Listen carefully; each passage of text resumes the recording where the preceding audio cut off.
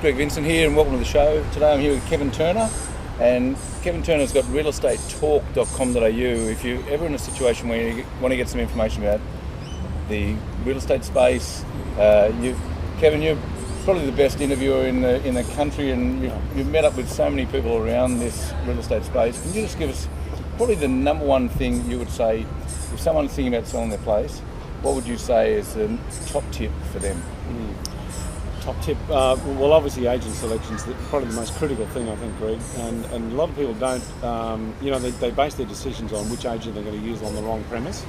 They either go for the agent who has got the best profile, the agent who will give them the highest figure, but they really should be looking for an agent they can actually work with, because at the end of the day, the agent's got that responsibility to work very closely with the seller. They are working for the seller after all, but they've got to be someone who's got great empathy with what you're feeling. So, put aside your thoughts about what your place is really worth, because the market's going to make that decision anyway.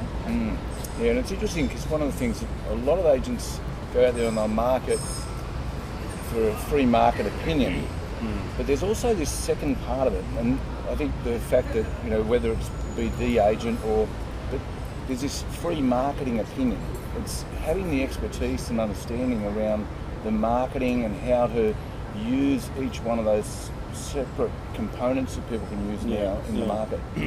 I think a lot of agents are really not good at marketing, and there's a difference between marketing and advertising. Advertising is the medium, but marketing is really the message you put out there. So I'd be interested to know how the agent is actually going to market my property. I don't care which paper it goes in, I don't care what portal it goes on, but what is the agent going to say about my property? And where will the buyer come from? Because that's actually how you attract the buyer, is the method of marketing. And there's a big difference. People think that advertising and marketing is one and the same thing. They're so totally different. Yeah, totally agree. And what they do to generate the leads and how they deal with the lead and there's all the different sections. Because it's funny, I went out and did some open for inspections just to go and have a look at a few different homes. And even turned up at a place and the agent didn't even take down my name or phone number or anything. Yeah, I think that's another good point you raised too, Greg. I think when you are looking at appointing an agent, think about how they follow you up. What do they do? Because how they treat you is how they're going to treat the potential buyer for your property. It's a good point you make about them not actually picking up your name or any contact details. So how the hell are they going to get back to you? But how quickly do they follow you up, and how well do they follow you up? Because I really want an agent who is a very good negotiator. So I want them to close me. I want them to really work hard for my listing, because I know if they're going to work hard for my listing, they're going to work hard when they get the buyer. Yeah, no, that makes sense. And that seems to be, and it's funny because once you actually appoint the agent, it's not really until it's too late after that to then suddenly go, oh, maybe he's not that good at negotiating, or maybe he's not that good at this. What are some of the things people might be able to do to maybe test the agent out there in the market? Ask them the question. When you find the buyer for me, how are you going to negotiate? What are you going to do? Like a good agent will say to you, well, that's the first thing a buyer will say to me is how much do they want? So you've got to ask the questions. Like, how would you handle that inquiry? Greg, what would you say to that buyer, and judge them on what they say. So ask them the question, how will you negotiate my price? What will happen? What would you do if someone came in with a low offer? How would you handle it? No, I'm not asking you. No. That's the question you need to ask your agent. Yeah, and it's interesting because I was caught up with a couple the other day, and they're in a situation where they're looking at buying the place, and it was really unusual. But the agent said, "Oh, look, they're going through a divorce. This particular place you're going to buy, so you really should be able to pick it up for a steal." Yeah, I mean that's shocking, isn't it? That's just... And it was on for nearly 400,000. So they started offering at 340 or 330. Yeah. So who's the agent working for? Yeah, and it's just it's not about it's about having that right dialogue to respond correctly when people are in that situation. And I guess I really feel for sellers too, because a lot of people only ever sell a house once or twice in their life. You and I do it, like every day. I wish we could do it every day, but you know what I mean. We do it quite often. So we're used to it. But someone who's selling the house only once or twice, they just don't know what questions to ask. And I think that's why programs like this are very, very good, Greg, because it educates people about that process. Yeah, and the other thing on that also, mystery shopping agents. Would you suggest that as well, or? I suppose it's not a bad idea. You probably want to work out which agents you're going to mystery shop and what it is you're looking for. But I think I'd more go on the gut feel. I'd probably be getting someone in. You're going to get a feel if you live in an area. You know who's working in that area. The other thing I think would be avoid getting an agent out of the area necessarily, because I do think they've got to have a local knowledge. Yeah. I once held the view that you could sell real estate anywhere, but I now know that's not the case. You can't do that. You've got to have a feel for the area in which you live and the people who live there and the properties that are there.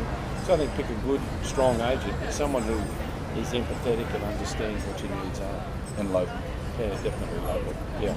No, that's great. And is there anything that you sort of may feel from a marketing perspective? Because I know some agents are in a situation where they'll go out there and they'll say, oh, look, we'll put it out there, we'll just do this secret, sort of put it out to the database. Yeah. From a marketing perspective, what do you think of that? I know why they do that, Greg. The reason they do that is because they think that most, and they're probably right, most sellers, when they want to sell their house, they don't necessarily want all the neighbours to know. Look, it's not an easy process selling a house.